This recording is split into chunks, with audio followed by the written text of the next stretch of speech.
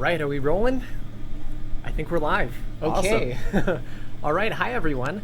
Welcome to our Mosaic's first ever live stream. My name is Brennan Foo, and I work with Mosaic on the business side of things. If you're active on our Facebook group, you've probably seen me around there. And I'm here today with Mitch Debora, who's one of Mosaic's co-founders. Hey everybody, this is our very first live stream. Brennan and I are really excited to get to engage with a lot of people. I think a lot of us have met before at maker fairs and chatting online, but this is a new format for us. We're excited to be showing off the new ecosystem of products, doing a print right here, and digging into a whole bunch of everyone's questions. So thanks for tuning in or for watching after. Let's get started. All right, awesome. So the format is a little bit open today. It's our first time. We're going to be engaging with chat as much as we can, and we can take the discussion wherever everyone wants to. But I think to get things started, it would probably be a good idea to provide some context and to start off by chatting a little bit about Palette 2 and Canvas, and then we can go from there. We have a pretty big list of questions that we've been gathering, most frequently asked questions from customers so far online, so we have that list, and we'll also be paying close attention to chat. So Mitch, why don't we get started? Do you want to tell us a little bit about Palette 2 and Canvas, and perhaps what Mosaic's up to, our vision for the future? The floor is yours. All of that in, okay. Maybe to get started. So we are right now in the Mosaic headquarters, downtown Toronto. This is the office behind us. There's about 20 people working on the future of multi-material 3D printing, trying to make the output that comes off of 3D printers more valuable. And as you can probably tell by seeing what Mosaic does, we believe that we can make the output of 3D printers more valuable by allowing printers to print in color and to print with different materials to make more functional products. So we got started, a lot of you will remember our Kickstarter about 4 years ago now. On the Kickstarter, we launched our first product, Palette. And what Palette did is it upgraded single nozzle printers to print parts that were, again, different colors and different materials. The way that we did that was kind of unique in that what Palette does is it creates a multicolor filament based on other filaments, combines them together, and feeds them into the printer. So what that means is that if you own, say, a MakerBot Replicator 2 or a Robo 3D printer, which was normally a single color printer, with Palette Plus, that was upgraded to a multicolor, multi-material printer without needing to make any changes to the printer itself.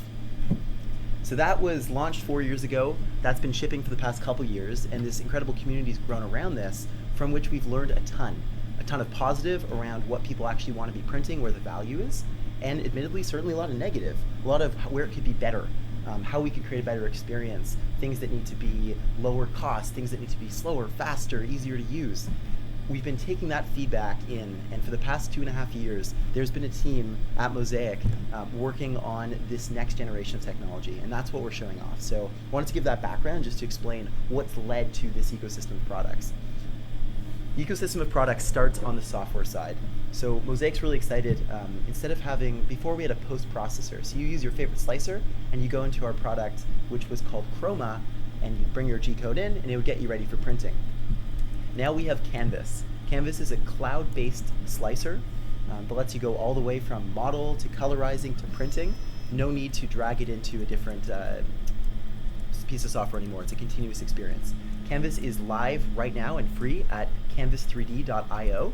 You can use it for single color printing, or what we're really focusing on right now is creating a great experience around palette printing with your printer. So the experience starts again on the software side, and then we walk over to the next generation of hardware, which is Palette 2, as well as Palette 2 Pro, which we actually don't have with us right now, but we can talk about what that is and how it's different than Palette 2.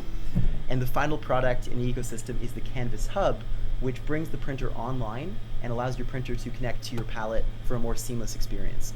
What we're really trying to do with all these products is create an experience where you hit print and everything's taken care of for you. Less to think about, much higher success rate, and a smoother experience. And we're doing that by not sort of sliding one product into the experience, but rather trying to cover the experience holistically. And I think it's been great to see the reaction from the community since we launched Palette 2 and Canvas, and we're really excited to get it out there to really show people a big step change from Palette Plus. Awesome. All right. Thank you, Mitch. So we have a collection of questions that are coming in now, and some comments that I think would be good to respond to as well. So we were talking about Canvas and it being online, and Sorglos Modalbau, I apologize if I am mispronouncing names, mentioned that he would prefer an offline version for slicing.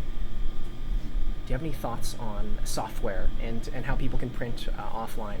Yes, and in fact, he's not the first person that we heard that from. When we launched Canvas, we heard feedback from some people saying, it's great that it's in the cloud. I get the features that come from that, but given my application or what I'm doing, I really want something offline. So I think it's good to clarify. I mentioned Chroma before. Chroma is a desktop application, which means that it does not rely on the cloud to run. You can download it and use it offline. Chroma is right now supporting Palette as well as our new products, and we will continue to support the products, which means that you will have an offline solution if you want to be multi-material printing without Canvas in the cloud. All right. We're going to jump around here just to get through basically the order in which we receive questions in chat. I think it will be a good place to start. And if we see a lot of repeat questions or people asking the same thing, we'll probably prioritize those as well. But let's jump right in. I see a question from Jeremy Prophet here, who is asking, I think what he meant is, can Canvas Hub be used with the cover off without any issue? Canvas Hub. Okay, so Canvas Hub here has a snap-on cover revealing inside the electronics. I'm actually going to look at Bobby here, who was part of the team who designed Canvas Hub. Bobby, can Canvas Hub be used with the cover off? Yes. A firm yes. Some people have also asked the same question about Palette, so why don't we jump there? So one of my favorite things about Palette is that the cover is just held on with magnets. There are no tools required, so you can easily take off the cover to look inside during a print or when showing it to your friends. Palette 2 and Palette 2 Pro can certainly be used with the cover off as well. In fact, we went so far in the design as to make sure that from a certification standpoint, so for anyone who doesn't know, our products are certified with a group called TUV, which means that they're checked for electromagnetic radiation as well as product safety. Palette 2 is a certified product with the cover on or the cover off. That was important to us as we know a lot of people use our product in schools and other environments. So both products can be used with the cover off. We'd for sure recommend that nobody is taking the bottom cover off Palette 2 unless they were doing maintenance and they were following the guides that we provided. But we've designed it pretty carefully to make sure that anything you need to do should be able to be done without taking the bottom cover off, hopefully without even using a screwdriver. Thank you, Mitch. We have a question from Savats, who says, will Chroma be ready when Palette 2 is shipped? And I think Savats means, will Canvas be ready when Palette 2 is shipped? Okay, yes. So yes, Canvas will be ready when Palette 2 is shipped. In fact, we can do better than that. Canvas is live right now. So if you had a Palette 2, hypothetically, you could be slicing with it. Before we walked over here to start, I know there's 3 prints happening in our print farm behind me that Canvas was used to process and slice the files, and a Palette 2 is being used to print it. So yes, it is ready, and the Canvas team is working on pushing features even further. One really cool thing about Canvas being in the cloud is that we can continuously deploy new versions seamlessly without you even knowing sometimes, so that things are getting faster, better, and features that people are requesting, and of course bug fixes as well, we're able to build in. Awesome. This is cool to see a bunch of names that are familiar. Neil Watts, Jeremy Prophet, people who I always see posting. So thank you to everyone for being such a great community and supporting each other. I think we talk about this sometimes, how awesome it is that someone will ask a question, and then before Johnny or Adeline or anyone else jumps in to help them, someone else jumps in and answers. So we really appreciate that. Absolutely.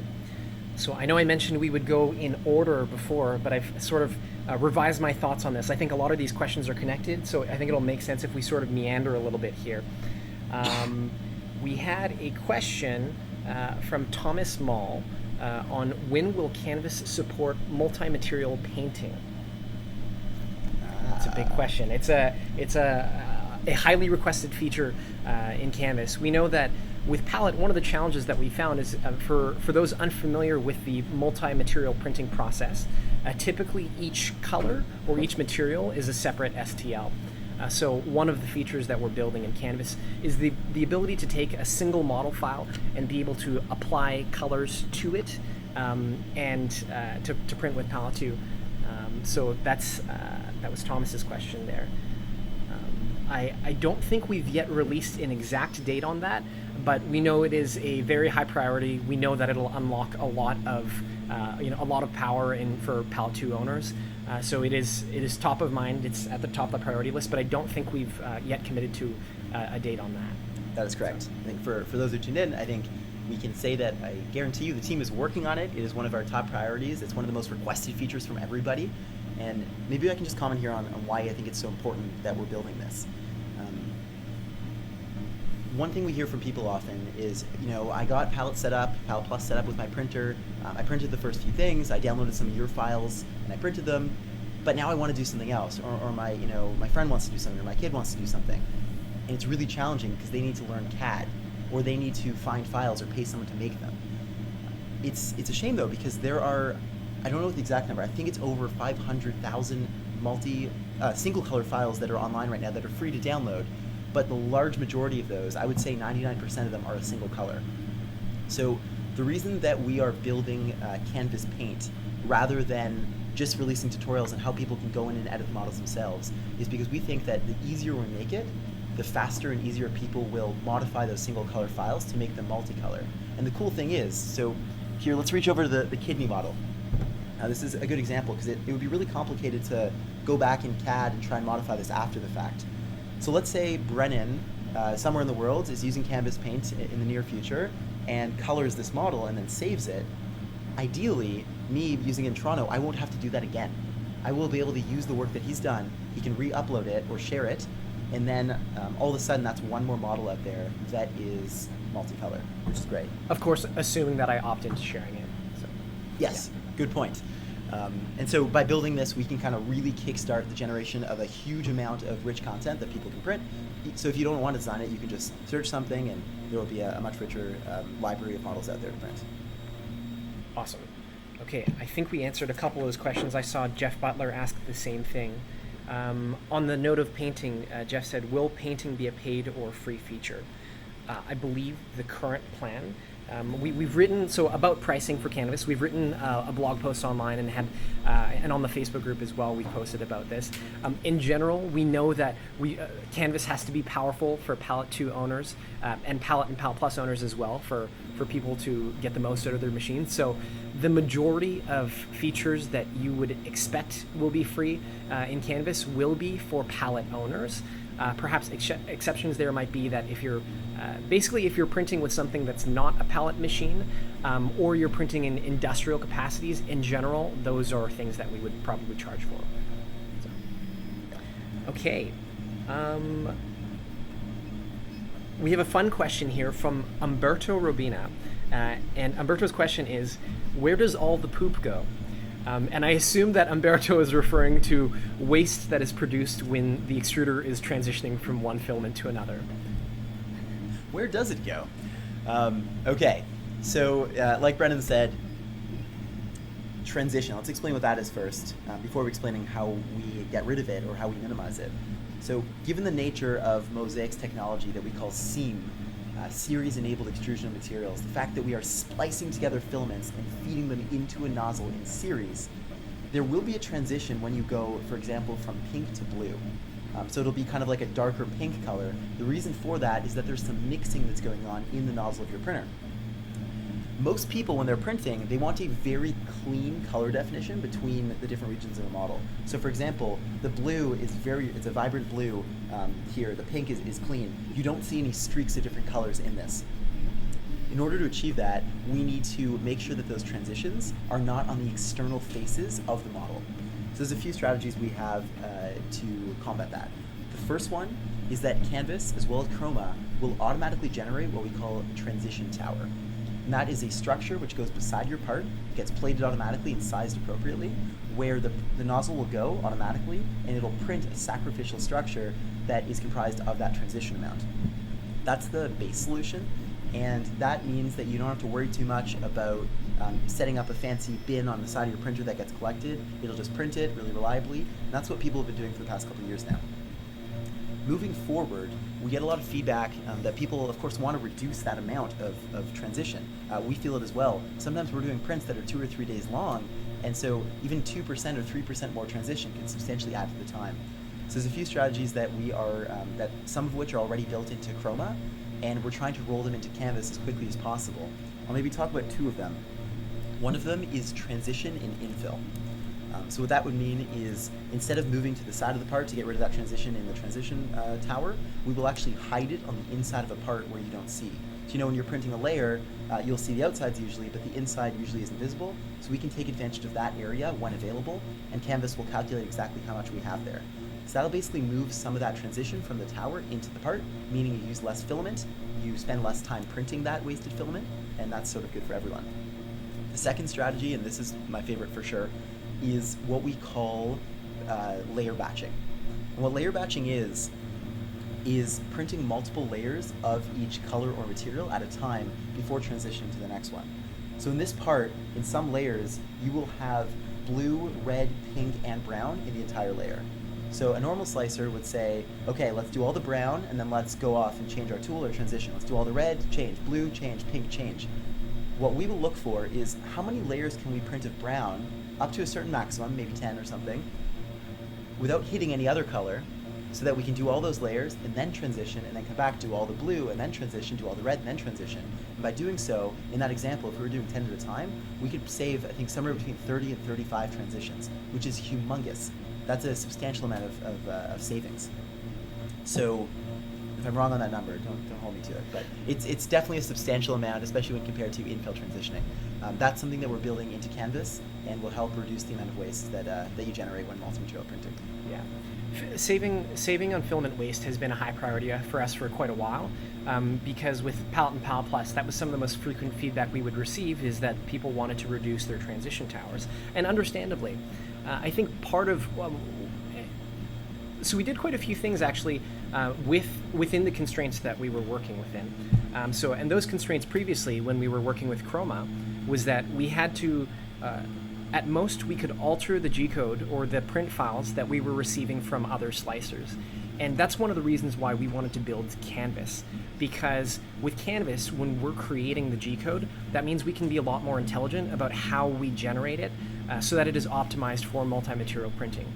Because every other slicer is, multi-material printing is sort of an afterthought for them, whereas Canvas is built with multi-material printing as a priority. So it gives us a lot more flexibility to build in these features. We did offer infill transitioning and layer batching in Chroma, but the way it was handled, we couldn't be as sophisticated with it as we now can with Canvas. So that's also a high priority for us. One of the things I wanted to mention as well is that if there are any features here that stand out to you as being game changers or things that you want more than other features, we'd love your feedback on that, because we use customer feedback to help prioritize our development. So I'm sharing a link in chat right now. It's a GitHub link, and this is a link where you can submit feature requests or report bugs, and you can see sort of what other folks have also submitted, and that's what we use to help prioritize. I want to say two more things on this topic. One thing that we've seen a lot of people do when relevant is that they will print multiple of the thing they're printing at the same time. Here's why that's important. The amount of filament that's used in that transition tower is dependent on the number of layers you're printing. It actually has nothing to do with what's on the rest of the bed. So a simpler way to say that maybe is that if I print one of these palette 2 plates, I will have a certain amount of transition waste. If I print 10 of them, I will have the exact same amount of transition waste. And so the ratio of transition waste to useful product that you're printing gets better as you print more of them. And so we'll see people on our Facebook group oftentimes, they'll print like 5 or something, depending on your bed and how many you need of them, and that can be really effective. The second thing I want to say on this is that this is pretty new, this era of printing with multiple colors, multiple printers on these types of printers. And just like a lot of us have experience trying to reduce maybe the amount of support. So when you're designing parts, or when designers who put models online are designing parts, they're thinking carefully about how can I make the angle at 45 degrees or less so that people don't need support. As a community, I would encourage all of us, and we really try and do this our best at Mosaic, as we design things, trying to think about designing for multi-material printing. Because sometimes really subtle decisions, like deciding which orientation the part can be printed at, can have a tremendous impact on the final part quality, as well as the amount of transition. Maybe an example I could give you, a really simple one. This print, when printed like this, the designer designed it so that there's a lot of transitions that are happening not in the layer. There's some that are happening in the layer, but some are happening layers apart, which means that the number of transitions per layer is reduced. If this needed to be printed like this in this orientation, you would have many more transitions. And the amount of waste compared to the part would it would be a different ratio. So something to think about when designing parts. And as you get familiar with your palette too, or your palette, I think you'll know what I mean. But it doesn't only start when you have your file ready to print. It actually goes back to the design phase that we can reduce the amount of waste. Thank you. So just a heads up to chat, we have a lot of questions, and we love seeing the interaction on chat, but a lot of questions are flying by, so if we miss your question, please feel free to ask it again, and we'll try our best to get to it. We had a question from Neil Watts that says, are you still on track to begin shipping orders in the first 2 weeks of October? 2 thumbs up. The team is working incredibly hard. There are so many things that need to go right to ship on time, and I'm sure that's not a surprise to anyone. But here's a few examples of things that maybe people aren't thinking about. I mentioned that the product is a certified product, and that process means that we need to give them 10 pallets to be testing, and we have to pass various tests, and if we don't, we have to change things. That inherently needs to, or based on the nature of that, you have to do it late in the game because you need to be testing the real product. So we got some really good news recently that we passed one of the most important tests with TUV, and we're going to be pushing further. That's happening. In terms of supply chain, making sure that every part arrives on time, that assembly and quality control is happening at a rate that meets the needs of our contract manufacturer. There's been so much awesome work. On the software side, getting the firmware on these guys running, making sure that speeds are adequate, and that all the functionality and bugs are squashed. So there's a ton happening, and we're excited to still be on track to ship in October. So, yeah.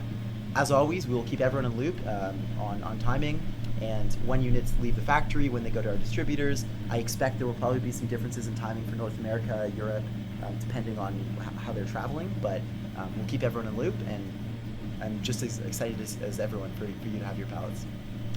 As a company, we definitely subscribe to the idea that over-communicating is far better than under-communicating. And an example of this would be if you have a look at our pallet Kickstarter campaign.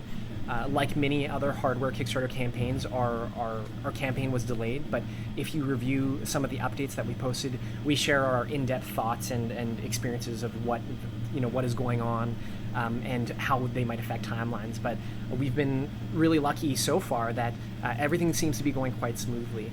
It was also a pretty intentional decision that we didn't want to start pre-orders for any products too far in advance because we didn't want there to be a big delay between when we announce something and when we start shipping. So that's meant that our current shipping projections are feeling pretty accurate right now.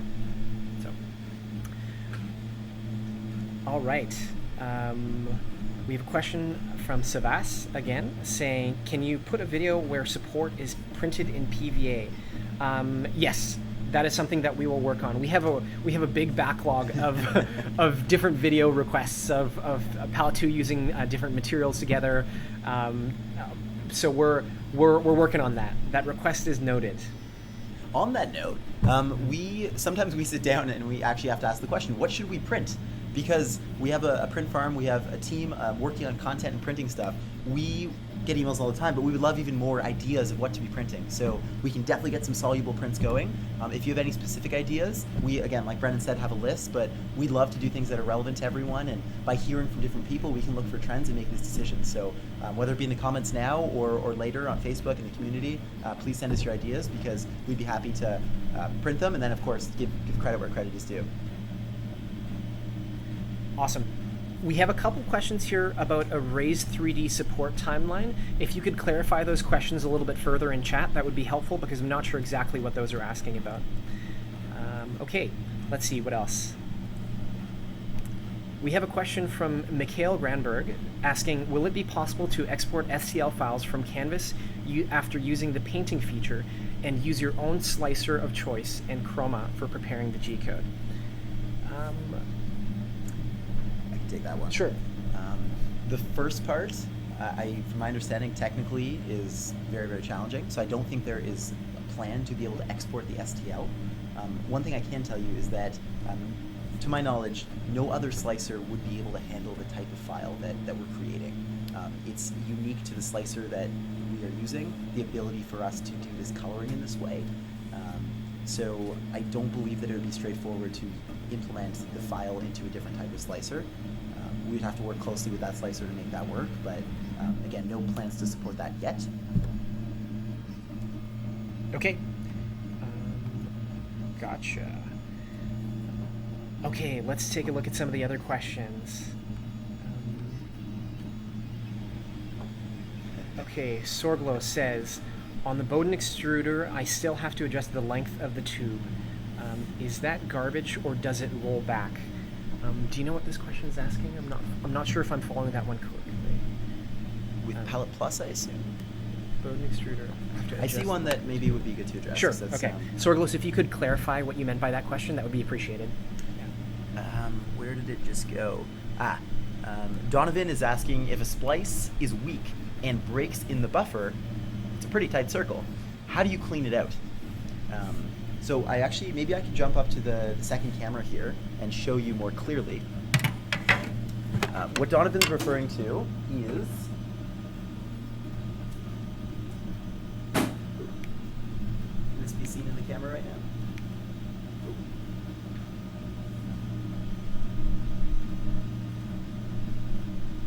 Perfect.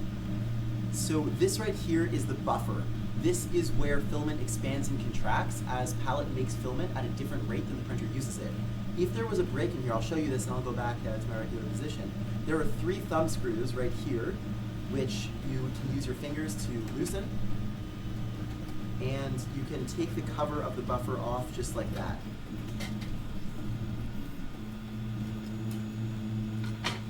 That then exposes the buffer. You would be able to take any filament out of there and then put it back in the exact same way.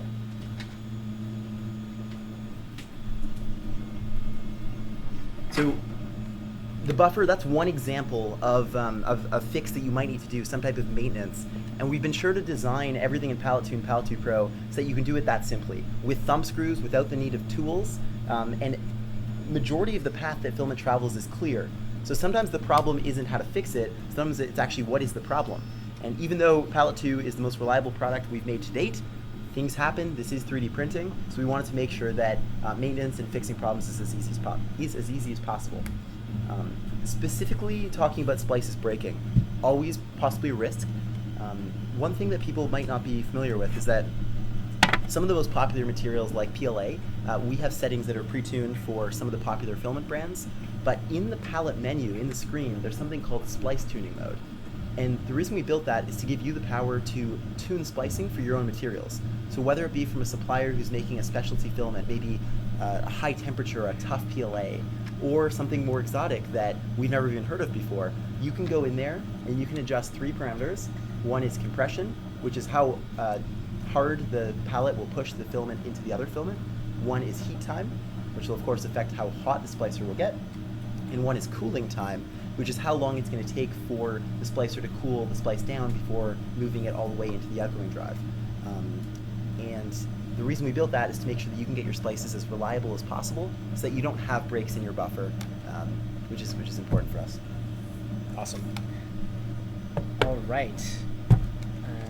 Donovan Myers asks, are splices even stronger than on Palette Plus? Splices are definitely stronger than on Palette Plus. There's a lot going on when it comes to splicing. The entire system really dictates the reliability of a splice. We have the motors on the ingoing that are driving the filament into the splicer, the motor on the outgoing that's taking it out, the actual splicer. A couple things that I can highlight about splicing in Palette 2 that is different and improved over Palette and Palette Plus starts with the splice core. So this is the Splice Core Pro, and right here, so the Splice Core Pro comes with the Palette 2 Pro. Here's the Splice Core, which comes with the Palette 2.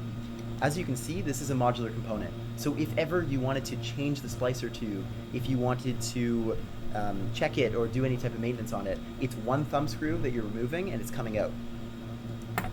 The Splice Core is what we're calling a solid-state splicing technology, as compared to the Palette Plus, which had a motor that would move the heating element into the tube to heat it and then mechanically move it away. With the Splice Core, we are using nichrome to heat the splice area pretty quickly. We can heat up in 7 to 8 seconds on the Palette 2 and 5 seconds on the Palette 2 Pro. And then we cool with forced air from a really powerful fan that's blowing over it. no more moving parts, which makes it more reliable. And we've noticed that just inherently, we're able to, I guess, achieve substantially higher temperatures if needed, and that the splices seem to be more robust. One thing we noticed early in Palette 2 development was that Palette Plus was a little bit more sensitive to filament brand.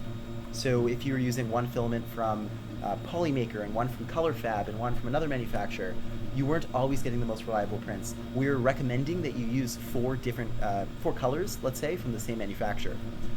With Palette 2 and Palette 2 Pro, you still want to make sure that you test them and that you've tested it before starting a big print, but we have noticed that there is more of a lenience to using different brands and having them splice reliably. And I think a lot of that is thanks to the solid-state nature and reliability of the Splice Core and Splice Core Pro. I want to give a shout out to Big Green Cherry, who has suggested that we eat ramen and include kittens on our next live stream. And they mentioned that it seems very popular. That is duly noted. From DC Flyer, we have a question. They say, can you talk about how Palette 2 might integrate with a printer like the MakerGear M3 independent dual extruder? I assume multicolor and multi-material plus support might be an option. Yes. So, funny you should mention MakerGear. We happen to be printing on a MakerGear, which was my very first printer. So before we started Mosaic, me and our co-founder, Derek, who's our CTO, he and I were working on projects that had nothing to do with Mosaic, and we were using a MakerGear. And it's pretty cool that this is the exact same model that we were using 6 years ago, which speaks to how reliable this printer is. But I think a lot of people know that. That's one reason that we are working with MakerGear. The exact details of the partnership we're not able to release yet, but I promise you, as soon as that comes out, we will make sure that you know, and we'll try and be pretty loud about it and get it out there. I can speak about a few things generally, though. So the MakerGear M3 ID and SE, so the single extruder and the independent dual, they have a Raspberry Pi built into the printer. That's kind of similar to the capabilities of the Canvas Hub. So if you're using the MakerGear M3, you don't need a Canvas Hub. And Bobby on the firmware team, one of the leads on Palette 2, has written a plugin to right now Octoprint, which we are going to be able to get onto the Raspberry Pi on the MakerGear, which means that you can get the benefits of the Canvas Hub and allow Palette to be connected. That's a really important concept here. Palette Plus was not connected to your printer. The only thing attaching them was filament. So that sometimes led to challenges because for Palette to work properly, we need to know where in the print is at. And printers don't all use filament reliably. So if it's using 1% too little filament, that'll throw off what Palette's doing. So we found a way around that where we actually monitor the filament consumption by the printer really carefully. And if we notice that it's off by a percent or two, we'll make corrections. That will happen every few minutes with something like Palette Plus, or if you're using Palette 2 in what we call standalone mode. In standalone mode, you are not, or accessory mode, you're not connected to the printer. In connected mode, however, you take a USB cable, you plug the USB on Palette 2 to the printer, and that means that communication can happen digitally. So they can talk to each other. Not only will that help you with starting the print, it can tell it how much to load, it can tell it when the print is starting, but during the print, we can a lot more frequently keep in touch. We call them pings. And for all the musicians out there who have a Palette Plus, I think you'll know what a ping is. Pinging now is something that can happen more frequently, leading to more reliable prints. And that's something that we can do by partnering with companies like MakerGear. And we'll hope to be able to deliver experience where, just like your MakerGear experience now, where you hit print and it connects to the cloud and it starts, we want to be able to do the exact same thing with Palette 2, so that in a weird way, the experience is so simple that you don't even think about Palette 2. It becomes a part of your printer. That's where we want to take this. Did that answer the question? Was there another part to it that I didn't address? I believe that answered the question, but if we didn't answer it to your liking, please feel free to ask again in chat and we can elaborate more. But I do want to move on to some other questions because we have a lot here. Awesome. So we have a question from Old Farmhand about Canvas. They say, you might have answered this, but you keep talking about how Canvas is free now, but do you see charging for it in the future? I'll chat a little bit about that. I did mention it previously, but a little bit more clarification on it. Feel free to check out our most recent blog post that discusses Canvas, its various features, which ones are intended to be paid in the future, and which ones will remain free forever for Palette owners. So I think that will answer your questions, and if not, feel free to reach out to us afterward. Neil Watts says, how does the heat up and cool down time of the splice core compare to the physical arm movement of the Palette and Palette Plus, which physically removed the heat from the filament. I think what that is most relevant to is print times and how quickly Palette 2 can produce filament and keep up with a printer. Definitely, yeah. No, I think two important elements there. There's the printing speed and the implications of the new solid-state splice core on printing speed. And then there's something that's subtle there that is actually one of my favorite things when I started using Palette 2 over Palette Plus. Again, it was subtle, but it became really nice. With Palette Plus, there was a mechanical hot tool, which was a hunk of aluminum that needed to heat up to, I think it was 220 degrees. That took time. So when you started your print, one of the first things you were waiting for is kind of like on your printer, for the nozzle to heat up, you'd wait for Palette 2's hot tool to heat up. Sorry, Palette Plus's hot tool to heat up. With Palette 2, because it's a solid-state system, there is no heat up required. The moment we do the first splice, the nichrome turns on, and again, with the splice core, it's between 7 and 8 seconds for PLA, and for the Splice Core Pro, it's 5 seconds for PLA. And that'll depend, again, to what temperature we need to get to, depending on what material you're using. So there's that, which is really nice, is that, again, with the solid-state splicing, there's one less thing you have to wait for when starting a print. In terms of speed, this is actually a really hairy thing. We've been working a lot this week, in fact, and we're going to try and put together some type of blog post to communicate this clearly. But when you talk about speed, it's kind of the Wild West when it comes to 3D printing. The reason being that, first of all, there's multiple slicers. A lot of them define speed in terms of the feed rate, the travel rate of your print head. So we're trying to figure out volumetric consumption of filament based on the speed that your print head is moving. And then there's multipliers on that. So say your base speed is 100 millimeters per second. If you're doing infill, that's going to be a different speed than perimeters. The layer height is going to affect the amount of volume that's used per pass. So there's a lot of ambiguity out there when people say a printer prints at this speed. We want to make sure it's really clear. We want to help people understand if Palette 2 or Palette 2 Pro is right for them based on speeds, as well as what some of the limitations and new features of Palette 2 are going to be. So I don't want to completely not give any answer to this question, but it's a really challenging one to explain. What I can tell you is that this Maker Gear print right now is printing at 50 millimeters a second, and the Palette 2 itself is keeping up completely fine with that. I believe we could go faster than that. I don't know exactly what the max speed would be. But what we want to do ideally with this blog post is help you understand, based on your slicing settings, what an equivalent filament consumption rate would be that you can then compare to the filament generation rate of Palette. I know that was a lot of information and a lot of terms. Does that kind of make sense, Brennan? I think it does. And I think it sort of answers some other questions, like the one from Joe Parker about whether a Palette 2 Pro would be able to keep up with printing with a 1 millimeter nozzle in vase mode. I think a lot of the questions about print speed are, the tough answer is that it depends on the nuances of the print. It depends on the splice settings of the material. But in general, we realize that it would not help Palette 2 sales if it were too slow.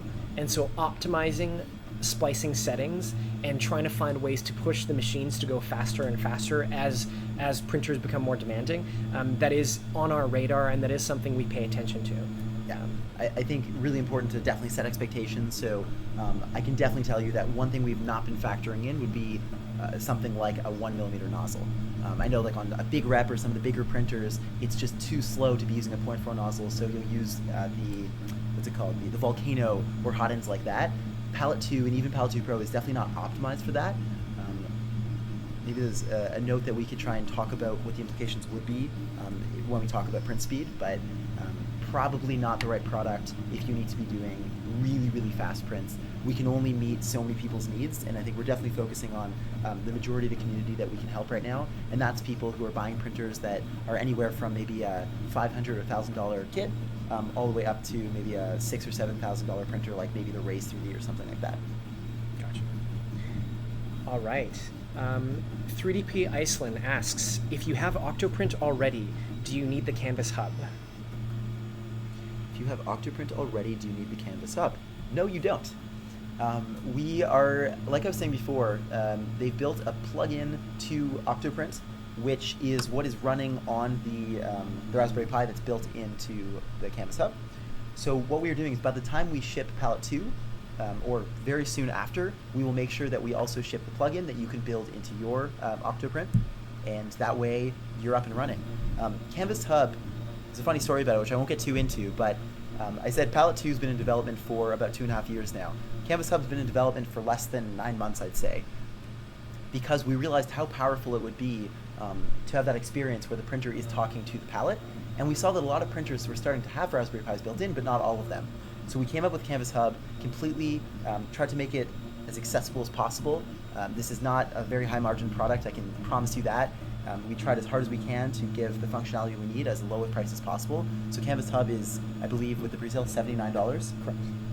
And that was to make it as accessible as possible for everyone. We've seen, in fact, that more than 50% of Palette customers have bought a Canvas Hub, which is awesome, because that means that the functionality for them and the experience is going to be great, and it'll be even more incentive for us to continue developing functionality for Canvas Hub, which you can then use on your Raspberry Pi as well. Okay, we have a series of interrelated questions here. Questions from Danny LG, James Gary, and Jermal West. They're all sort of different permutations about filament compatibility. So we have Danny mentioned that James read his mind when he was asking about maximum temperature for splices. For example, can Palette 2 handle temperatures used for nylon printing? Jermal asks a similar question. I have a lot of PETG filament or PETG filament. Most print at 250 to 260. Will the Palette 2 be able to easily splice them together? Yeah, a really, really good question. So there's something kind of surprising here. I think as 3D printer people who are using different filaments and looking on the label and seeing what should I print at, and we know that all metal hot ends will go a little hotter, there's this kind of understood method to figuring out if your printer could print with it. It's actually really different with Palette, and it kind of took me a while to wrap my mind around that. There's something funny that's going on. For example, you will print PLA on your printer probably somewhere between maybe 200 and 220. In Palette, we will splice below 180 degrees. The reason being that to get that great bond between the filaments, we don't need to push them too far past their melting point. What we've learned is a lot more relevant, actually, is what's called the glass transition temperature. And that's when a material goes from basically rigid to soft, is a simple way to explain it. Because PLA has a really low glass transition temperature, we found that correlates to the fact that you can splice it at a pretty low temperature. PTG, interestingly, will splice at the exact same temperature as PLA. And that's kind of a bit of an exception. ABS, getting up there to something like nylon, we've demonstrated that we can do those things with Palette 2, Palette 2 Pro, by simply having more time for the nichrome to be on and for the splicer to heat up. So to get to the heart of the question, absolutely you can print in PTG. In fact, it's kind of weird, PTG will print faster than PLA because PTG will cool down faster because its glass transition temperature is higher. A little complicated. We should write a blog post on that as well to explain all that. But like with Palette Plus, we will provide preset guidelines so that if you're going to go in and splice tune a new material, you'll at least have a starting benchmark. So for example, with PLA, we might know that you need 25 seconds of cooling, but for PTG, you might know you only need to start at 18, and you could save some time not needing to experiment with that. Gotcha. In general, if you are printing predominantly with a particular material and you're wondering about its compatibility, we'll post more information about material compatibility, what combinations can be used together, and what they might be able to be used for. If there are any particular brands as well, we welcome you to send us perhaps like a small, maybe a couple meters of filament, and we're happy to test those filaments for you as well, because we do find in general how well filaments stick together will also depend on the brand. Most PLAs we find very forgiving. With Palette 2, we find much better compatibility with most different brands of ABS as well, but it is a little bit brand dependent. So if that's a question mark for you, let us know. Feel free to send us some filament, and we can test your specific types. I saw a question which I thought was interesting. When filament is cut in Palette 2, where does it throw it out? Asked by Sabas. And because this is visual, we're live, I kind of want to just go to the camera and show it real quick.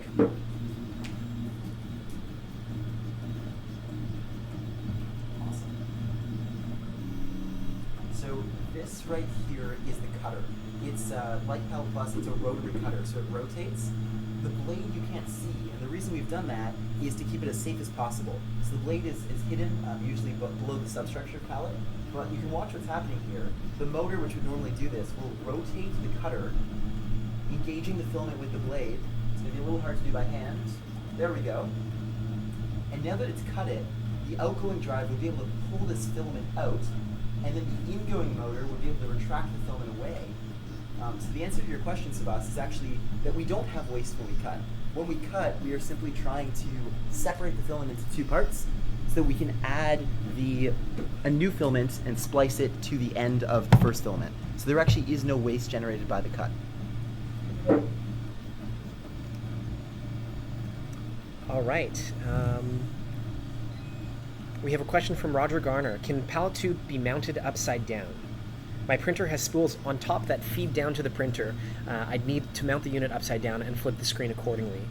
We have seen a few folks with this request and who have been mounting filament above their units to save space. So. Yeah. Okay. So 2 parts to that question. One would be mechanically. Is it safe? Is it even possible?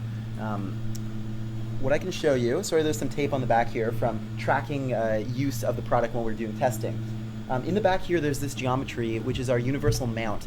It works with the stand of pallet 2, so this can slide in there, and then you're able to put it on a tabletop or beside your printer. And then there is also the mounting bracket, which is what's being used on the Maker Gear right now to attach it. The mounting bracket, you'll see there's 2 holes right here. Those holes are so that you can secure the mounting bracket to the back of pallet 2. If you were mounting it upside down without those holes, pallet 2 would just fall off the mount because gravity is designed to hold pallet 2 into the mount. So you'd want to be careful when setting this up, but you could, in theory, mount this upside down and use those 2 screws, which are not provided, but we can give you the spec on those. They should be fairly available, to hold the pallet 2 to the bracket. The next question there is about the screen, and that's one that unfortunately we don't have plans in the roadmap to turn the screen upside down. In fact, I'd have to talk to the team. I don't know technically if we would be able to do that. I know that a lot of the screen, the way it's built, is that there's actually assets which are loaded on there. So when you see something that says Mosaic or Palette or even Splice, that's not a string of data necessarily. That's actually a picture, a graphic that's been created. So flipping it upside down might be as simple as turning it upside down, or it might be a whole lot more complicated based on the orientation the screen was meant to display things in. So we can follow up on that. If there's a lot of demand for it, we can try and maybe prioritize looking into that in the roadmap. But I would probably suggest if you could find a way to either do it sideways so that the screen is still legible, or maybe mount it vertically and have the tube come down so that, again, the screen is legible, that can be really useful. All right. We have a question from Rich SR1, and they say, what is the life expectancy of a splice core? Life expectancy of a splice core. So let me show you this. The life expectancy of a splice core is, I don't have a quantification for when we would expect it to die. I can tell you that we've done reliability testing and what we call torture testing or endurance testing on every component in the system. A few of the ones that we thought could be sensitive would be the nichrome coil, as well as the Teflon tube inside. I can tell you that we pushed the nichrome coil to further than 100,000 cycles. 100,000. Turning it on, letting it cool, come back down, turning it on. That should be plenty for everyone. The second is the Teflon tube, which is inside. We have put a limit on that, or at least we've been able to, through testing, figure out that 10,000 splices is a good point for you to change the tube. It does not mean that the product's going to stop working at 10,000. In fact, we will frequently use pallets around here that are well past 10,000. But we think that it's a point where there's a chance you're going to start to see degradation, and because we provide extra tubes, and 10,000 is plenty, it's a good time to change it. One thing I can show you that we did with the Splice Core and Splice Core Pro to make changing the tube really simple is to build a little tool right into it. So what I'm going to show you can do is you simply turn this lever arm and pull with your fingers, and the splice tube is able to come right out. Brennan, how many splice tubes does Palette 2 ship with? I believe it ships with 2, and the Palette 2 Pro ships with double that. Right, so 2 extra on top of the one that already comes in the splicer. So you would throw this one out, take a new tube, put it in, and just install it back in, put it back into the product. And then with the Splice Core Pro, again, you would have more than that. It's actually a different tube.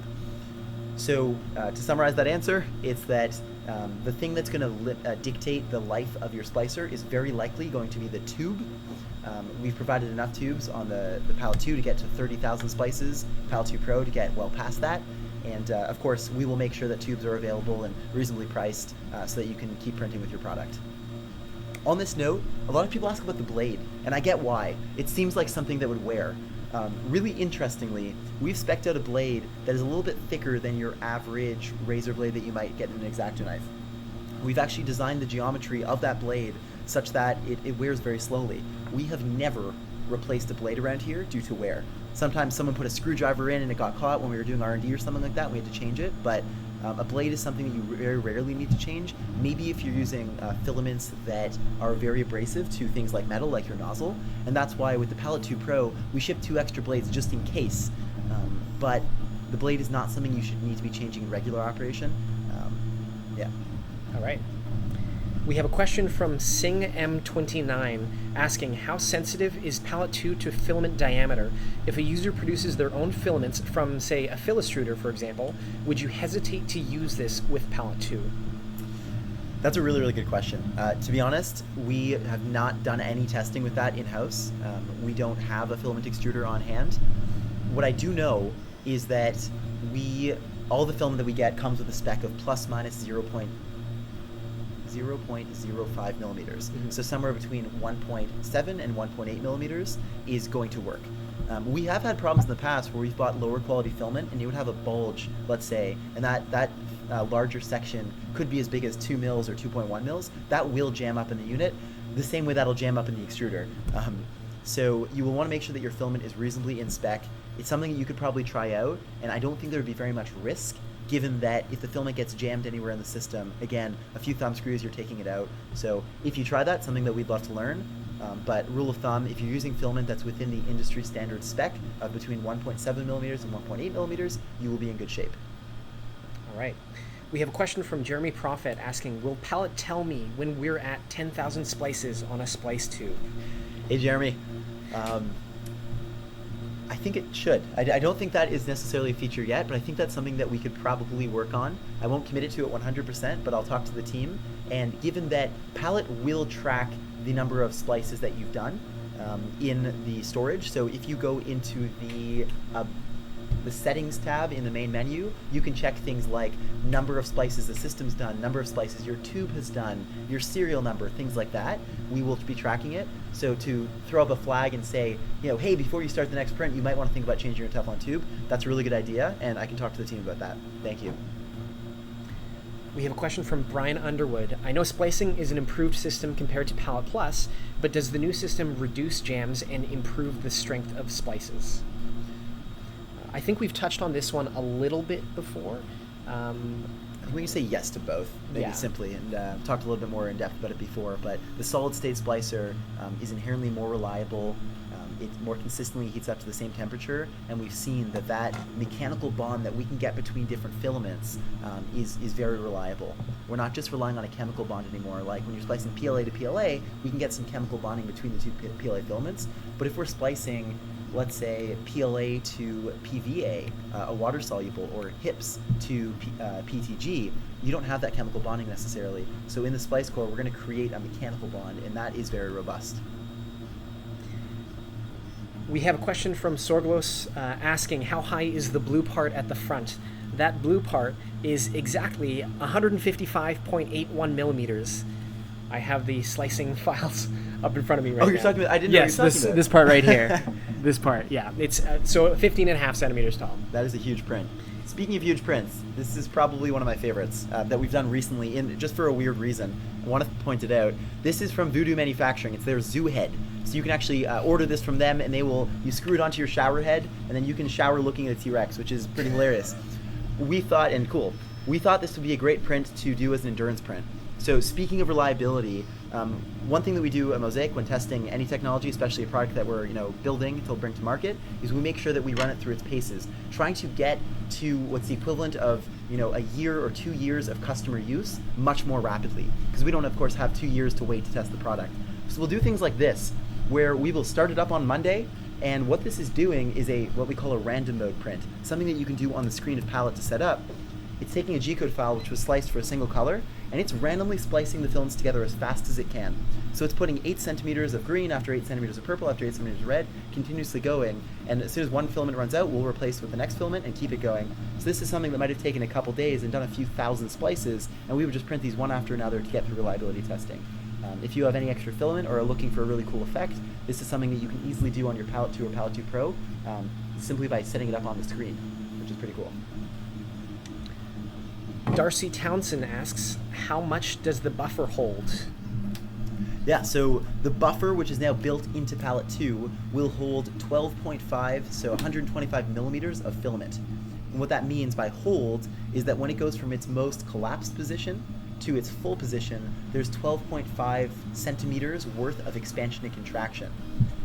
There's some really fancy math that goes along with this that the team has explained before, but because the minimum piece length in Palette 2 is 8 centimeters, 12 is actually more than we need. And in fact, making the buffer bigger won't lead to faster printing. I know that's a bit counterintuitive, but they found that having, I think it was anywhere over 10 centimeters is more than enough that we need to make sure that Palette 2 can generate filament at its own rate in the printer, but keep up to the average print speed of the printer for most speeds. We have a question from Jared Zed, and he says, how critical is the scroll wheel mounting? Like having it duct taped to my frame, is that going to cause an issue versus the screwed down mount? So some context, Palette and Palette Plus, they came with a rotary encoder that we use to track very precisely how much filament a printer is consuming. And that sensor we call the scroll wheel. In Palette 2, the scroll wheel is actually built inside the unit, so there's no more messing with mounting your scroll wheel and feeding it into the extruder. Everything is just built into Palette 2, so there's no worrying about mounting a scroll wheel.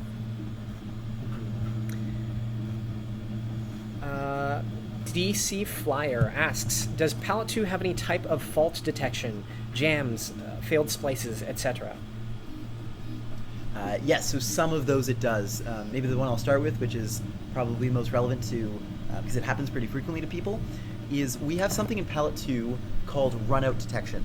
So unlike in Palette Plus, every one of the 4 ingoing drives with Palette 2 has an independent filament sensor.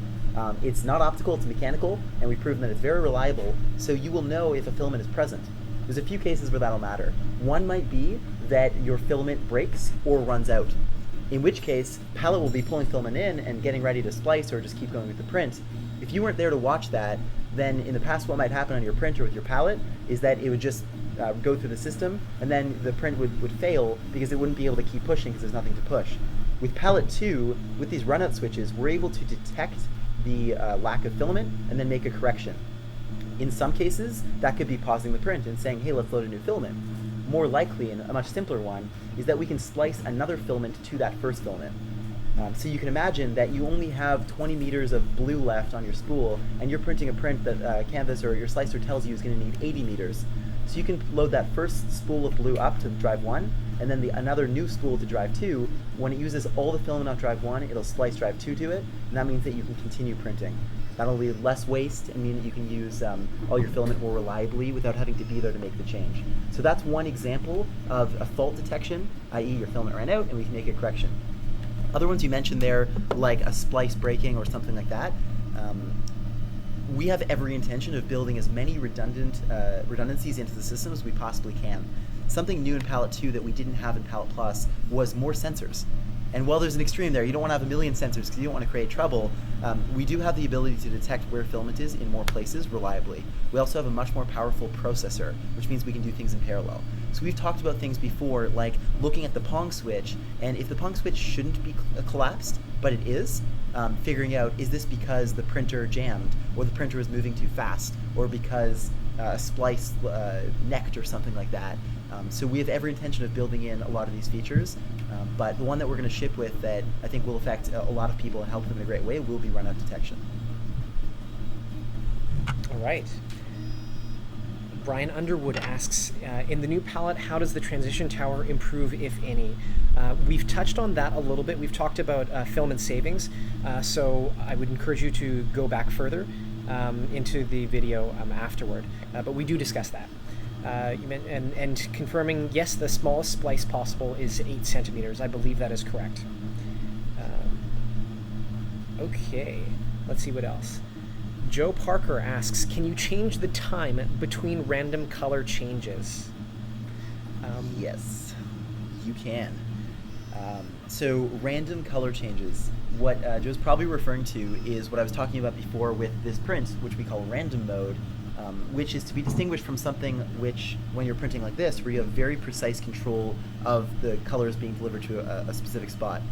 Random mode is really easy to set up in Palette 2. You can do it from the screen of your Palette 2. So if I had power, I'd plug this in and show you. What you'll do is you'll go to print modes, you'll select random mode, and then it asks you, okay, how long do you want the pieces from drive 1 to be? And you can enter anything from 8 centimeters up to, I don't know if there's a limit, maybe a meter. And then you can do drive 2, drive 3, drive 4. And then it'll ask you, okay, how many repetitions do you want of this to happen? And what order do you want those splices to be made in? When we're doing something like this, we would set that to 3,000 or 4,000 so we could run it overnight and keep it going. So when you're deciding where those colors should come in, you don't do it based on time, you do it based on length of filaments, but those are correlated, of course, because your printer will consume filament at a certain rate. So that's for something like random mode. You would not be doing that if you were doing something that was very precise. To do that, you would have different STLs for each color, and Canvas or the slicer would be able to handle that and tell Palette exactly when or what time to deliver each filament. You mentioned how we can print with random mode from Palette 2 screen. One of the things I wanted to share is there are a lot of modes, a lot of powerful features that we built into a Chroma software, which was primarily used for Palette and Palette Plus, but will also support Palette 2. And within Chroma, we had what we call generating MSF features. So MSF is a Mosaic seam file, and that's what Palette and Palette Plus ran. And so within Chroma software, we built features like gradient mode, where you could have 2 different colors, and you'd start with a big piece of one color, a small piece of another, and over the print, you'd slowly transition to the other to achieve really cool gradient effects. We also had random mode and pattern mode and end of spool mode. And all of these things, instead of requiring software to do them, we've built them into Palette 2's screen. So you can do this without having to mess with your computer. I'm really excited about that because we saw, when we first started shipping Palette and Palette Plus, a lot of people were using it in ways that we hadn't expected. Originally, we thought mostly it was going to be folks printing with what we call in-calibration or prints with in-layer color changes, very precise color changes, and what we saw was the community started using Palette for all sorts of different things, and so we've taken that feedback and built it into Palette 2. Brian Underwood asks, out of curiosity, how many printers does Mosaic headquarters have? Somewhere between 20 and 30. I don't have an exact number. We can get back to you on that. We have a huge variety of printers. We're really lucky to have some great partners who have sent us printers. A lot of the team actually have their own printers, which is, this is my personal maker gear, and I know Brandon on the Canvas team has a CraftBot. Chris has been using the Robo 3D. There's tons of printers around here, somewhere between 20 and 30. Let's see, what's next? Donovan Myers asks, with the runout detection, is there a tiny piece left that it backs out? Does it have to go to the next drive, or are there smarter options, such as telling it to use drive 4 if drive 2 runs out? 4 if drive 2 runs out. Right, okay, so that question is concerning the logic associated with when one filament runs out, what do we do? That is something that we will be building because, yeah, you're right. What if you don't happen to have it loaded into that one? I believe that the feature we're shipping with will be a default, but we certainly will need to be building, and again, I don't want to commit to the date, but we'll make sure that we build the ability to choose which drive it switches over to, or any other logic associated with what happens if. Because depending on your print, there's certain situations, there's different solutions, I'd say. Like if you're doing a 4-color print and filament runs out, you don't want to switch to another one. What you want to happen if you're not present is for your printer to pause. So, yeah. And touching on Donovan's first question there about with runout detection, is there a tiny piece left that it backs out? And the answer is yes there, because there's a small gap. So here's the filament path for drive 1, for example. The filament will come in the bottom, and it'll go through all the way to the cutter here. So here's the cutter, but the filament runout detection is right near the front here. So yes, basically if the spool finishes and the last piece comes through here and triggers that sensor, then it will automatically cut, and then we'll pull back that piece so that we can replace it or choose what to do next. So yeah, the answer is yes there. Sorglos makes a very good point, which I think is worth clarifying. When I was talking about printing the dinosaur head, I said, this print itself took thousands of splices. And he's saying, well, if that took thousands, and if the tube only does 10,000, aren't you going to have to change your tube every couple prints? I want to clarify, because you're right. If I kept on printing these multi-thousand splice dinosaur heads, then I would get through it in probably 12 days or something, when I printed 6 of these. this is not a representative scenario for what majority of people are doing with their palette. What I mean by that is that this is doing the most splices possible per filament length. So even though it looks like there's a couple as it goes up in the z-axis, this is actually doing, in a lot of layers, multiple color changes per layer. A print like this, Brennan, do you know off the top of your head how many splices this would have used? I'm sorry, I don't recall. It would be, I believe, in the low hundreds, so probably around 200-ish, especially for this particular model. It remains one color for a large portion of the print, which means really this model actually only has transitions here. So that isn't that's not. I would estimate around 200, yeah. And that's probably closer to representative of the average print. I would agree with you. I think a couple hundred, and you can see this is obviously smaller than that. That this is 2,000. It's not 10 times smaller. And so with this particular print, I was saying before, for anyone who didn't catch it, we were doing an endurance test. So we were trying to get Palette 2 to do as many splices in as short amount of time as possible. That's why we were doing this. We were doing the really short pieces. This is not representative of what most people are doing. Even something, I'm looking at it, it's out of the shot, but we printed a full-scale stool on our G-Create that we use, and it's in gradient mode, and that probably only has 100 or 200 splices in it. Mm-hmm. So size of your print is not necessarily proportional to the number of splices that you use, and so rest assured you will not be changing your splice tube every week. It'd be cool to see folks in the chat who have palettes or palette pluses. What is the average number of splices in one of your prints? And we can get a better sense from the community what that number looks like. We're actually, this time flew. This has been fun. It's now 7:05 here in Eastern time, so we've gone over an hour, but it's awesome to see that we are actually at more people than we've had in the chat, I think, at about 80 people now. So if people have more questions, should we hang out for a little longer? Absolutely, let's do it. Awesome. All right. Drones Are Us asks, can a Palette 2 splice core be used in the Palette 2 Pro or vice versa? If not, is that hardware or software? Is that a hardware or software limitation? Right. To my knowledge, both. But let me be more clear. The Splice Core Pro can only be used in the Palette 2 Pro. So if you were to put a Splice Core Pro into a Palette 2, it would register that and it would say, this was not designed and I can't handle this. I do believe, I don't know if you know off the top of your head, I do believe that because a splice core is using less power, that it can be used in a splice core, in a Palette 2 Pro. Not that people would have an extra one necessarily, but... I don't see a scenario in which this would be likely. Right. So it's not something we've experimented much with. Yeah. But for clarity, so again, the Palette 2 Pro was designed to use the Splice Core Pro. The Palette 2 was designed for the Splice Core. I hope that answers the question. All right. If we missed your questions, please feel free to ask them. We're not trying to avoid any. We will answer your tough questions as well. But there's just been so many that some of them have flown by. Joe Parker asks, will there be any firmware updates for the Palette 2 or Palette 2 Pro in the future? And if so, how would we do the update? Yes, I guarantee you there will be plenty of updates, and that's a good thing. They won't be every day, but they'll be spaced out. The reason being that behind me here, and I think we saw Bruno working, I was noticing before. Do you want to wave, Bruno? We have a team who is working continuously on the product, making it better. So that will be in the form of Canvas, which will be deployed every time you open Canvas, it'll be updated.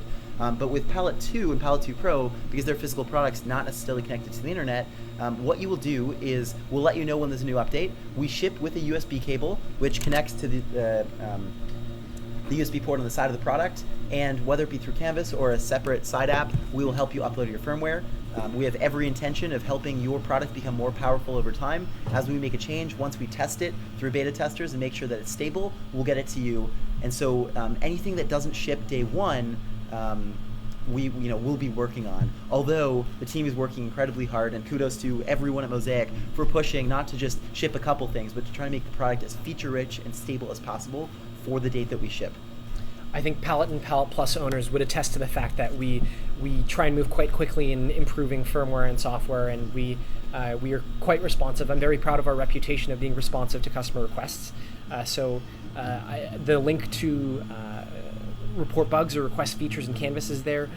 You can always feel free to reach out to support@mosaicmfg.com if you have any other feature requests or questions, or just want to share things with us. So we appreciate that. Does Brennan sleep? Does Brennan sleep? I think Darcy's referring to the fact that I respond to Facebook inquiries quite late in the evening, and that's just that my sleep schedule is shifted.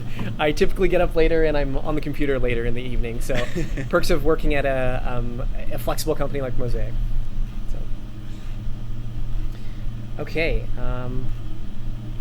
That's my man Bruno. Greetings from Uruguay. Thanks, Augustin. All right. Durango987 asks, will it be possible to import Cura profiles in Canvas in the future? So currently, I believe Canvas accepts slicer profiles from Simplify 3D and Slicer. I think with Cura, there have been some challenges in exporting slicer settings because Cura doesn't easily allow you to pull out or export a printer profile. I don't have a solid answer on that, but one thing I can tell you is that we are trying very hard to make it as easy as possible to be onboarded onto Canvas, because of course we don't want people to have to mess with settings. So we can look into that further, and Durango, if you want to reach out to the support team, I'm happy to elaborate more there. But I promise the Canvas team is working hard on making things as easy as possible. I know they have a few other slicers on their list that they want to make importing profiles from easy to do. Before we jump on, I think we forgot something that's going on right now, which is that we're printing something. We haven't talked about that at all. So, quick backstory on what's going on here. We're doing a print. I was lucky enough to hang out with Joel Telling on the 3D Printing Nerd Show, as well as with Tested out in San Francisco. And during those meetings, we printed this palette plate, which has been designed to be small enough to be printed in a short amount of time, has multiple colors in it. And it was funny because we ended the videos before the print ended, and we didn't actually, the videographer didn't capture a shot of it, and so people said, that was a great video, but I really wanted to see it finish. For that reason, we decided to print the same thing. In fact, we're printing multiple of them right now on the Maker Gear, and I hope we don't have the same fate today, because it looks like, according to the screen, we have 3 splices left. But because we're printing multiple of these at the same time, that actually might take some time. So I promise that if by the end of this we haven't taken them off the bed, then we will maybe tweet this right after to show you them printed. And I think super. Like we have the webcam showing that print going on. Oh, there it is right there on the screen. So. All right. We have a question from John Shaw asking, if the top of the object is one last color, does it stop adding to the purge block? Or the transition tower? Absolutely. So that's referring to the logic associated with the transition tower. If you don't have any more transitions, will we stop making it? Yes. In fact, we'll go much deeper than that to do some really, the software team's working some really clever things to shrink it even more, which I won't spoil anything, but excited to be launching those features one at a time. And I think it's so cool, honestly, that the team can work on a feature, push that out, and then if a couple hundred people do a print the next day, they will have a better experience. They'll use less material. These are things that, if you think about the industry, there's a few slicers out there, a bunch that I've used, some great ones. Majority of them were focused on a single color and a single material because that's what everybody was printing. It's what I was printing. And so if you think about the multi-material handling in slicers, features like multiple extruder support, transition tower support, it's really, really sort of in its primitive early stages. And so we're, at Mosaic, 100% of our community is using these, which is why we have a full team dedicated to solving this problem. And it's cool to see how fast they're moving, and I think we really are taking a leadership stance and want to be at the forefront of functionality when it comes to all multi-material printing, but especially you're going to see when it comes to Canvas. That experience, if you're using more than one material, is golden. It doesn't feel like you're using a slicer and then are going into multicolor mode. It just feels like you are, it was built for you. And if you haven't downloaded it yet, give it a, when I say downloaded it, made an account, a free account, give it a try. It's really nice to use, and there's some features that are already pretty cool. Bob Norland asks, will you send emails to purchasers when you start to ship? And the answer there is yes. You should receive an email notification when your unit is ready to ship with tracking information as well. I'm sure we'll be trying to make a little bit of a splash online once we start shipping as well. Brian Underwood asks, what good or reliable filament companies do you recommend for both the Palette 2 and the printer? There's a lot. Maybe I'll say one, you say one, if it comes to mind. One of the things I find is that I think there are a lot of good filament manufacturers, and it really depends on what you're looking for. If you're looking for exotic filaments, the options are a little bit more limited. But we find most often we see people using local PLA suppliers.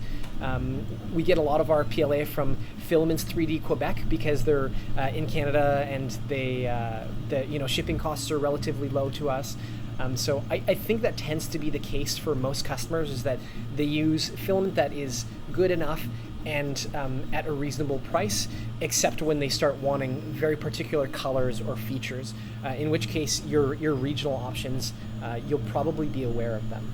Definitely, yeah. To that note, I find it funny that you can go on AliExpress, let's say, and find filament in China that'll be $6 for a kilogram, but then the shipping cost will be $12. So by the time it gets to you, it's $18 for a kilogram of filament. There's a very good chance now that you could get a kilogram of filament locally that's less than 18. Mm-hmm. So shipping has a huge impact on that. Definitely. It'd be great to see from the community as well if you could share in chat what filament brands you've used with Palette or Palette Plus in the past, which ones you found to have great tolerances and very precise. So that would be cool as well. I think with Palette 2, we're trying to test as many different filaments as we can. We've had a lot of folks send us their filament in different brands, and we'll send them back information about splicing. We'll share some of that information as well online. But yeah, if any brands that you can recommend, please feel free to share in chat. I'm sure others would love to hear it.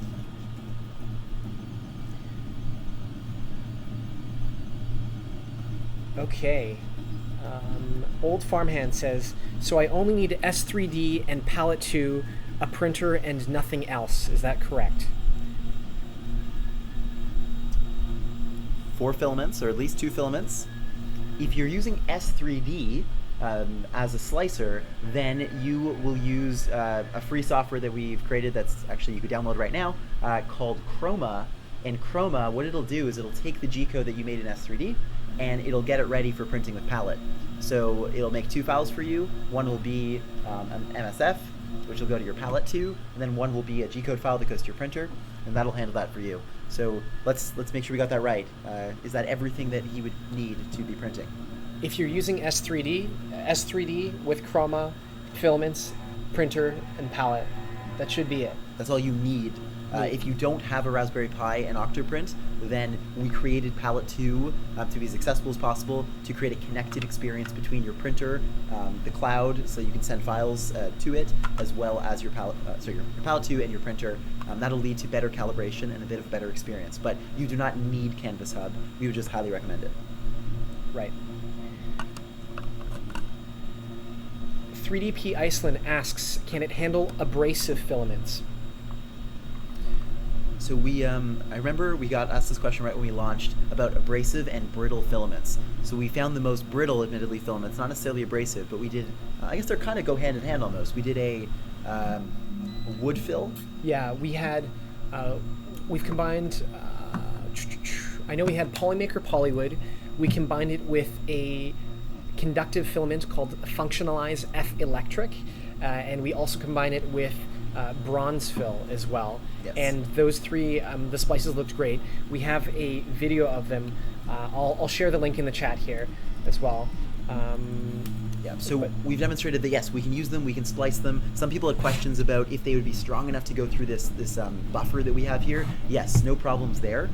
Generally, however, my personal opinion is just abrasive filaments are really kind of dangerous and challenging sometimes. Think about what they do to your nozzle. Your nozzle is made out of metal, it's brass, I believe, and it's able to eat away at that.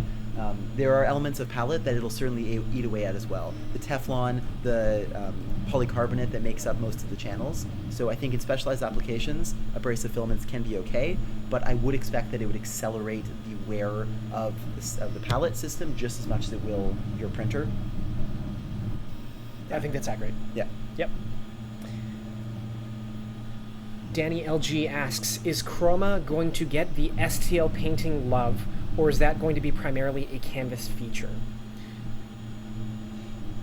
one of the things, the nature of painting models, I don't know all of the technical details, but one of the things that I've heard from the Canvas team is that we're not painting triangles at an STL level. It's actually G-code level changes. I don't know exactly what that means, but I'm sure that we'll share more about how painting works in Canvas in the future. We'll write a big blog post on it. I think that it is unlikely that those features will be able to be made into Chroma, because Chroma, what it does is it manipulates G-code that it has been provided from a slicer, and I think being able to paint would require very substantial changes to the G-code. I don't think that will be possible in Chroma. I think it will require Canvas.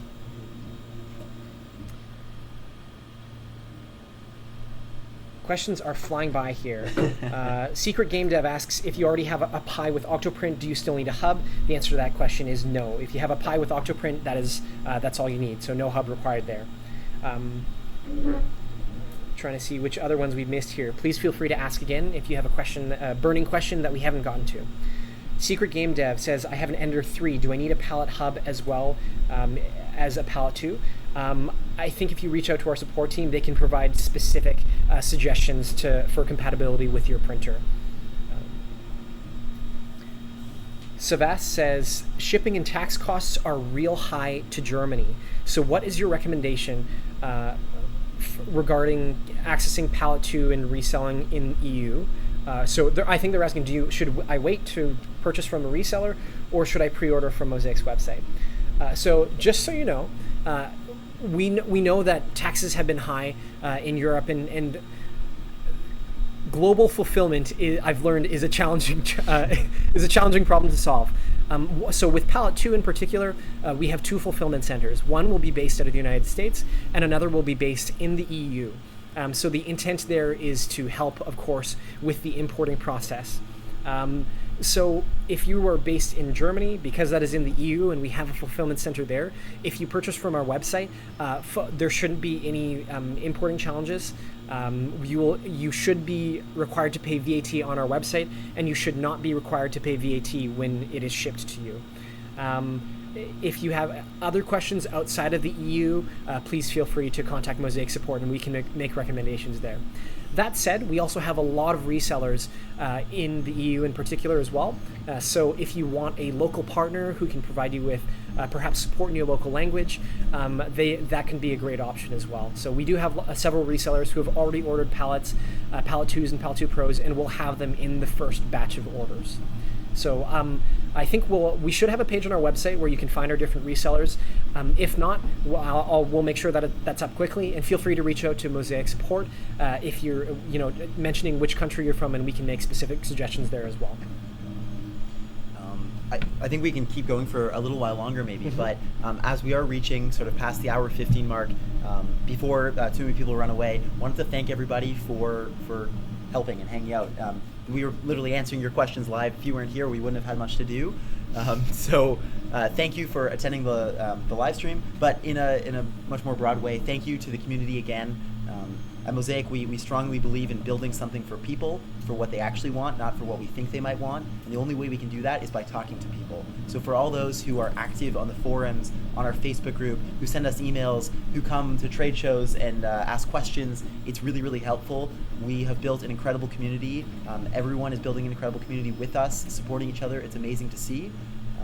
And just looking back, it's cool to see already that this category of multi-material printing has gone from this thing that people will be like, oh yeah, dual extruders, I've heard of it, to a very real thing where the content coming off these printers is incredible, and it's clearly just trending up into the right in terms of the number of people that have access to this technology and the things that they're making. So we're still at the forefront here, and together we're building something amazing. So thank you all for coming out and for helping us sort of have such a supportive and amazing community. We really appreciate it.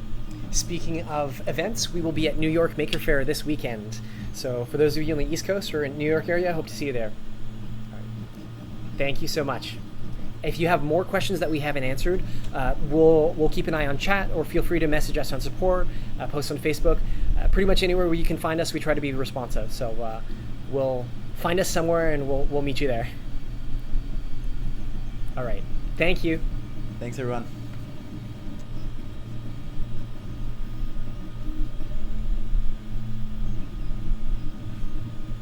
Nailed it.